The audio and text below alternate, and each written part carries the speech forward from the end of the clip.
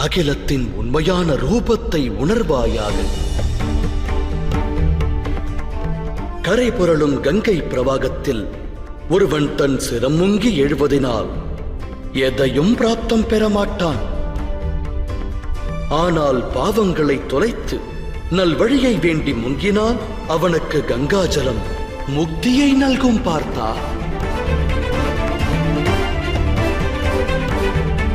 சிந்தித்துப் பார் அர்ஜுனா.